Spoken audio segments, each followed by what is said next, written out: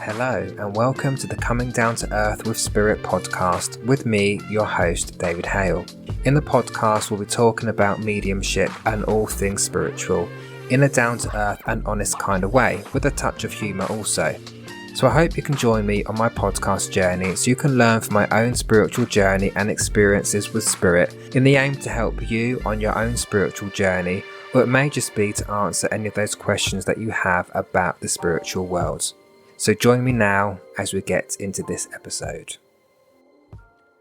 So I wanted to start off my podcast with, by turning a video series that I've recently started on YouTube into a podcast so people can listen rather than having to watch a video of me talking.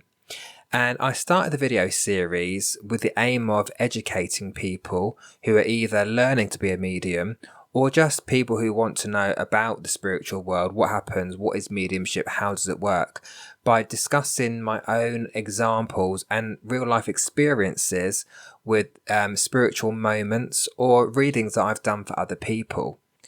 So hopefully you'll find the episodes entitled Spiritual Impacts interesting, and you will hear me referring to the video. Of course, this is a podcast, so you don't see a video, but it does reference the videos that I have now turned into this podcast.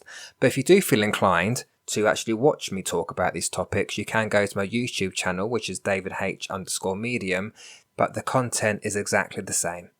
Let's get into this episode. We're now on episode 6, and in this episode I'm going to talk about my experience using a Ouija board and my experience doing some table tipping. Now, what is table tipping? Let's start with that one first. Well, table tipping, I'm sure that all of you, or a lot of you watching this video, have seen table tipping in action on TV, whether it be a paranormal TV show or a paranormal film. But table tipping is where you'll see people sat in a dark or a dimly lit room around a table with their fingertips on the table, and they're asking spirit to communicate through the table by moving it up and down, side to side, round and round, or whatever. And table tipping is actually a form of physical mediumship, because we're asking spirit to communicate with us physically rather than through the mind, which normally happens. So this is physical mediumship at work here. Now, growing up, watching a lot of paranormal TV shows like Most Haunted, for example, where a lot of that went on, I didn't look at it and go and think, oh, I believe that, or I think that's really impressive. I never thought that. Part of my mind looked at table tipping, and I always thought there must be some kind of wire attached to a table leg which has pulled it, or is attached to it's rigged up some way to move to impress the cameras, right?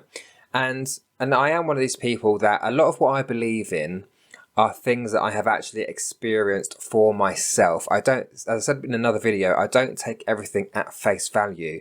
I like to see it and experience it myself before I can fully say, yes, I believe that actually happens, or that does work. Because, if you think about it, how does a spirit move a table? Are there people sat around the table manipulating it? Or have they got their fingers under the table rather than on the table? Is their foot kicking the table? Are they moving it in some kind of physical way?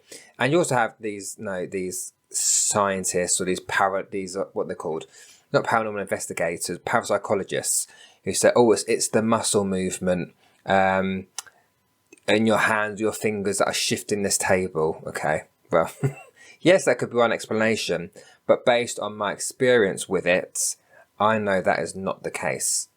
So let's talk about my experience with table tipping first, then I'll talk about the Ouija board afterwards. So the time that I've done table tipping twice. And the first time, both times it was done in the safety and the confines of a spiritualist church. All right. And so going into it the first time, although I knew we were safe and we were doing it for the best of intentions, I still went into it very skeptical, not really knowing what's going to happen here. Is it really going to move? Am I going to be disappointed? Because I really wanted to see how it worked and if it actually did work. So we were in one of the side rooms in the church, and there's a church that I'm a member of. And so I knew, look, there's no trickery here, because we're in this church group together. And we're not doing it to make fun of spirit. We're not doing it to antagonize spirit, because that really winds me up. But we're doing it with the purpose of almost experimenting and communicating with spirit in a different way. So in a more physical way, rather than through a mental mind-to-mind way, which is how mediumship generally is. So I went into the side room, and it wasn't pitch black. We could see each other. It was just dimly lit, right? It wasn't pitch black. So we could all clearly see where we are, what we're doing, who we are, where we're placed. So it wasn't like we're in the pitch black. And so, you could cover things in the darkness, right? It wasn't like that at all. So we're sat around this table, which was not square, more of a rectangular table, and it was quite a heavy table as well, I've got to say. And it had a camera set up to film it as well, and the camera was a full battery when we started. So as we sat around this table, I am looking, actually, I've got to say, I am looking at people. I'm looking at where the hands are placed, where the feet are placed. Is there anything here? No, that could shift the table in some kind of other way. And there wasn't. It was just a table. And I think there's 5 or 6 of us around this table. So I got, okay, that's the setup. I see it. The camera's there ready to go. So as we started calling out to spirit, asking them if they want to step forward to help communicate, the camera shut off. And one of the guys looked at the camera, and the battery had almost gone. And we're like, what? We knew that battery was on full power before we started. And so I thought, okay, so I kind of plugged it back in again, just did something with it, and we were sat there. Once again, we asked for spirit to step forward, and the camera completely died. Completely died. No juice left in that battery. Not even a little bit of juice left in those batteries. But as soon as the camera shut off, the table moved, and it's a little bit like the camera whoever it was didn't want this to be filmed. However, people had their phones on them, right? So we could still record it via our phones. But for whatever reason, they didn't want that camera filming what was about to happen. So as we sat there, the table started to move, and I'm thinking, okay. And I'm still paying attention to what's going on, to seeing what people are doing, where their hands are, where their feet are. I was still very much looking at that, because I wanted to be proved right that this does happen, right? But I was still in my mind, I was still like, not sure. I've got to see a bit more here. Now, fast forward a little bit through it. That table was up on 2 legs. It has 4. It was up on 2 legs. It was then up on 1 leg, on the corner of its on the corner of its foot on 1 leg, and it was spinning around the room with us touching it. Now, I ain't got a reason to lie about this. I've actually got it filmed on camera on my phone, but I won't share it because it involves other people in the church. So to that point, it's a little bit private. But I've never seen anything like it. So.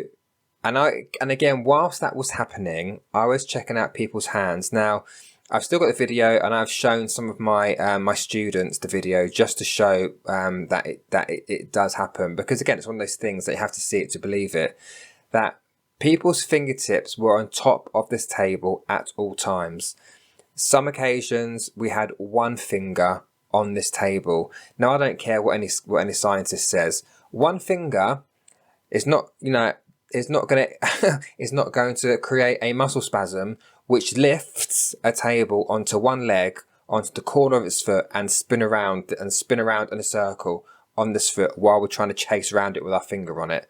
If anything, our fingers, our collective weight of 5 people would push that table back down to the floor. It didn't. It stood up with us trying to run around with the table with our finger on it. So I can categorically say that table tipping does work. It does exist. It does happen because I was there. I witnessed it with my own working eyeballs, and it happened. And so people can say to whatever they like. Skeptics can say, yeah, it didn't happen. No, it did happen because I was there and I got no reason to lie about it. This happened. This table spun around this room on I'm simply being quite dramatic, spun around the room. It was on one foot, a heavy table, and to lift that table, you can't lift that table by putting your fingertips on it. You would need your fingertips underneath. Oops, hit the microphone again. I keep doing that. You would need your fingertips underneath the table to lift it up in the first place, because it's one of those tables where they come in pairs, but there's those tables which you would put a heavy coffin on in a church or whatever. So it's one of those kind of heavy tables. You can't lift a table by putting your fingertips on top of it. So I know that table tipping does exist, and we did it we did it once more after that as well, again in the church. And so I know. So all I can say is it happens. I witnessed it, so I know that spirit can use physical things. I knew it anyway, but I was shown it to believe it, and it did happen. So spirit can use physical things like a table to communicate. It's just another way of communication. Now, moving on to a Ouija board. Now, I was always very wary of Ouija boards, and I'm sure everyone here has heard a story of using a Ouija board. Some mediums say steer clear of them, don't use them. Some will say, yeah, it's fine, use it, blah, blah, blah. It's one of those things you've got to come to your own conclusion about. So I'm only going to give my personal experience about it, as I always do, and my own personal views and opinions about Ouija boards as well. So I've used the Ouija board once, and again, excuse me, it was in the confines of the Spiritualist Church. So again, we were there in protection. We were there and we set our intention to communicate with spirit of the highest good. We weren't there to antagonize or to, just call out to any random old person to come in. Again, it was in an environment of love, protection, and with the intention set to only connect with those of the highest good of all concerned. So it did work. So we sat around. I don't need to go into too many details about it because you know what a Ouija board is. And again, like table tipping, a Ouija board is just another tool to communicate with spirits if you do it correctly. And it did work. And we got some names. We got a few spirit people through that needed a bit of rescue work. That's another video to come. But it worked, and it was a nice energy. It was a nice environment, and it was something nice and new for me to experience because I'd never used a Ouija board up until that point. So it worked for us in the church, and nothing scary or frightening happened. We didn't open any portals or anything like that. So that was fine. So I know that Ouija boards, in that experience, it was fine, and there's nothing. We didn't take anything home with us, and all that kind of stuff you hear of as well in the movies. Make it a bit scary. Having said that, here's maybe the learning point here for the Ouija boards. Now, the Ouija boards, as I say, if it's used right, it can be a good tool, another tool for communication with spirit. However, if you use it irresponsibly, if you use it just to mess about with, if you use it without having anyone in that group of people that you're using it with who know anything about spiritual protection or whatever, then you're asking for trouble, in my opinion. Because I think a lot of people make fun of it and they see it as just a game. Well, actually, funnily enough, when it was first created, it was created as a board game. It wasn't.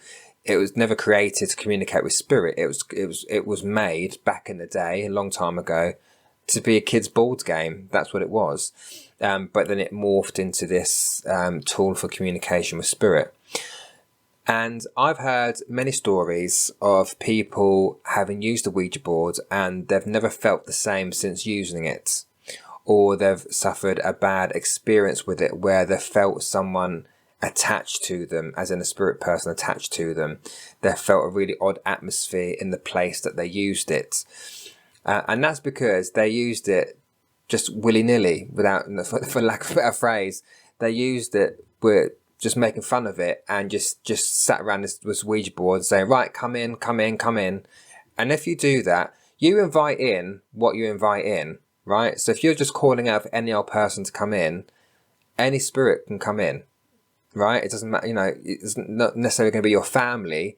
If you're sat, let's say you're doing a Ouija board in an old mansion or a known to be haunted place, then if there are spirits attached to that place, that building, that atmosphere, they can come in. It's not going to necessarily going to be your family.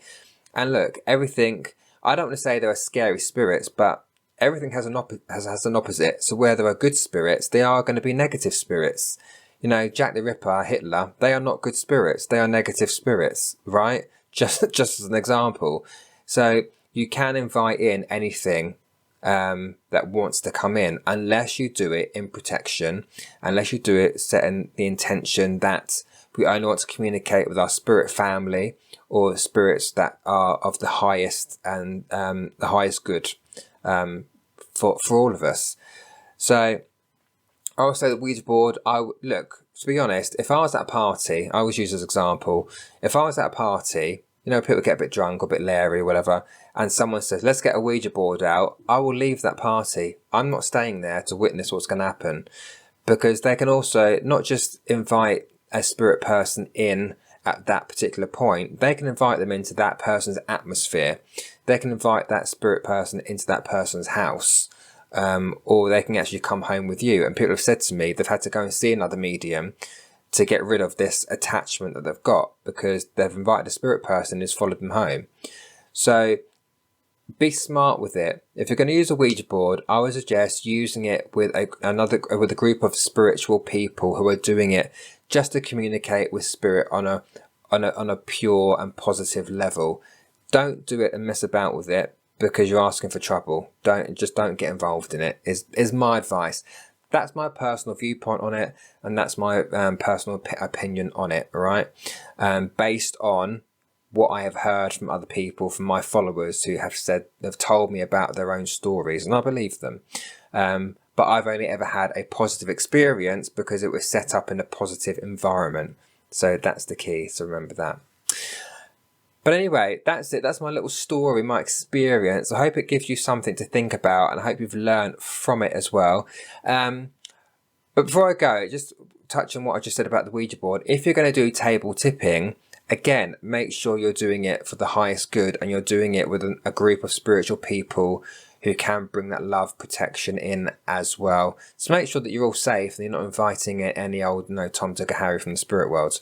So make sure everything is done properly. So there you have it. That's that episode finished. Hopefully you enjoyed what you heard, and if so, there are plenty more episodes in the Spiritual Impact series to come. So do stick around if you're interested in learning more from my own personal experiences with spirit. Once again, you can find the videos on YouTube if you wish to watch me talk about it. Otherwise, please stick around with the podcast and you can download the episodes and listen until your heart's content. But until then, look after yourselves, and hopefully I'll speak to you all soon.